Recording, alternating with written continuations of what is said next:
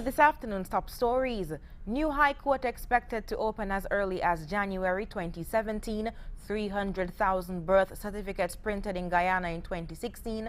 And Trump reveals new controversial cabinet nominees. Good afternoon. Welcome to the ZIZ Midday Newscast. Today is Wednesday, the 14th of December, 2016. I am Jazeera Flanders. Nationally, St. Kitts and Nevis will have a second High Court chamber to accommodate a second resident judge in order to deal with the backlog of cases as early as January 2017. This was revealed by the Attorney General, the Honorable Vincent Byron Jr., during the sitting of Parliament for the recently concluded 2017 budget. The Attorney General said that the idea of having a second court has been in the pipeline over the past year when discussions were had with Dame Janice Pereira, Chief Justice and President of the Court of Appeal of the Eastern Caribbean States. He said the second High Court chamber will aid the circuit judge greatly in the execution of his or her duties. It was also stated that creating a second court would mean that matters brought to the court and the citizens who need access to justice will not have to wait a year or more to have their cases heard and tried. He said that a number of significant changes were made to accommodate the second High Court chamber. One of the changes included the relocation of the chamber that once housed the Director of Public Prosecutions and the Crown Prosecution Services to the Georgian House, formerly the Clico building. Over 150 senior residents of constituency number 4 attended a Christmas party hosted by Parliamentary Representative Honorable Lindsey Grant. Minister Grant said the party forms part of activities geared towards engaging his constituents. This is only the second year this has been held, but when we have our annual Christmas parties, we've been running that for the last 20 years. But last year we decided to add a new dimension to what we do to engage the community at Christmas time. And we came up with the idea of a party for the seniors. So we came out this afternoon. They have their food, their drinks, their games, their poetry, and their singing and whatsoever. Just a real joyous occasion for them to enjoy themselves. He also thanked those who made the event a success. I really want to thank the good people of constituency number 4 who have reposed their trust and their confidence in me. And so they have given me the opportunity to be in this position to be able to serve them even more than I've served them over the last 15 to 20 years. And we've had the opportunity on this occasion to have the party hosted at Government House, and I must say thanks to Sir S.W. Tapley Seaton for graciously allowing us the use of these wonderful grounds. Constituent Ina Williams-Samuel thanked Minister Grant for hosting the event for another year. It was nice being here. First of all, let me say thanks to the Minister, Honorable Lindsey Grant, for giving us such a sumptuous lunch today.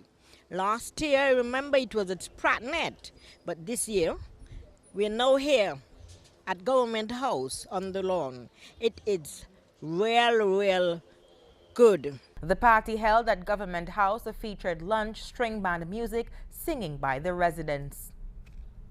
Managers and editors of the St. Kitts and Nevis news media were hosted for lunch at the Pavilion Beach Club in what was the first of an annual Christophe Harbour Development-sponsored media luncheon. Hosted by Vice President of Operations Jean Gersonde, the luncheon was attended by representatives of media houses from both islands in the Federation. It was a social event at which the new Vice President took the opportunity to interact socially. Gersonde, in a brief comment to the media, said that more progress will be achieved in the coming year as the project continues to develop. He also said that the public would see increased activity in areas such as Salt Plage, the award-winning seaside restaurant at White House Bay. Gersonde offered an invitation to the media for early 2017. And on the regional scene, some 300,000 birth certificates were printed in Guyana for 2016, and according to Minister of Citizenship and Immigration Winston Felix, those being produced by the Guyana Registrar's Office now have new security features. HGP's Royden James has the details on that story. Citizenship Minister Winston Felix came in for intense questioning on the operations of some sections of his ministry's functions by the opposition People's Progressive Party when the consideration of budget estimates kicked off on Tuesday morning in the National Assembly. The opposition was mostly concerned about areas under the citizenship whose funds would have increased significantly from that which was given in 2016. One major concern for the opposition was the printing of birth certificates. Here is Opposition Member of Parliament Harry Gill. This was increased from $9.5 million to $37.7 million. Could the Honourable Minister explain the reason for this significant increase? Minister Felix, in his response, said that the quality of the birth document will not be like the ones previously used. Hence, more money was needed for such an upgrade. The cost went up because there was a need for us to provide or produce a birth certificate that is secured, and therefore the quality of paper which we are now printing the birth certificates on are of a very high quality, which is not easily replicated as we have been experiencing. And the security features on the birth certificates also add to the cost. So that is why we have this increase. It's not... Opposition Member of Parliament Joe Hamilton had a question for the Minister on the said line item also. Mr. Chair, my final question. Could the Minister indicate to us how many birth certificates were printed in the year 2016? The figure is 300,000. The minister said that the birth certificates, which will be printed in 2017 and beyond, will have added security features that even an expert in forgery will not have a chance to reproduce the document. Royden James, HGP Nightly News. The Brazilian Senate has approved a controversial amendment to the constitution capping public spending for the next 20 years. The approval of the austerity measure is an important victory for President Michel Temer. He took office earlier this year, promising to lead the country out of its worst recession in many decades. Protests against the measure turned violent in the capital Brasilia and at least a dozen states in the country. The opposition says the measures will mainly hit areas such as health and education, which are already underfunded. Thousands of demonstrators took to the streets during the Senate session to protest against the austerity plan. After the vote, many demonstrations descended into violence. In Brasilia, masked protesters set fire to a bus and marched on the local offices of Global TV, which they say is biased towards Mr. Temer's government, but the marchers were blocked by riot police. To pass the constitutional amendment, the government needed the votes of 49 senators, 3/5 of the Senate. The measure was approved by a narrower margin than the government expected, passing by 53 to 19 votes. The measures take effect on Thursday. And on the international scene, a CEO of an oil giant and a former presidential candidate are Donald Trump's controversial picks for Secretary of State and head of the Energy Department. Here's more. As is so often the case, U.S. President-elect Donald Trump tweeted the news late at night. Even though I'm not mandated by law to do so, I will be leaving my businesses before January the 20th so that I can focus full-time on the presidency. 2 of my children, Don and Eric, plus executives, will manage them. No new deals will be done during my term in office. Trump now says he will explain exactly how he will avoid conflicts of interest between his businesses and his presidency next month, and not this week as scheduled. His tweets didn't reference all his old deals that are already raising questions about his relationships with foreign governments. Other concerns are being raised. Trump's nominee for Secretary of State, the CEO of energy company ExxonMobil, Rex Tillerson, was recommended to him by several members of the Republican Party establishment, Condoleezza Rice, Robert Gates, and James Baker, who all have consulting ties with ExxonMobil. However, even such establishment firepower has not been enough to quell questions from both Democrats and Republicans about Tillerson's close ties with Vladimir Putin. I believe that Vladimir Putin is a thug and a bully and a murderer, and I believe that the relationship between Mr. Tillerson and Vladimir Putin needs to be examined. Tillerson has argued against U.S. sanctions against the Kremlin. His company reportedly lost $1 billion on a deal with the Russians as a result of them. Also of concern, several U.S. states are investigating evidence that Exxon discovered in the 70s that fossil fuels were warming the planet, but didn't release the information. Rex Tillerson should be tried for crimes of lying to his shareholders, lying to the American people, and lying to the global population about climate change.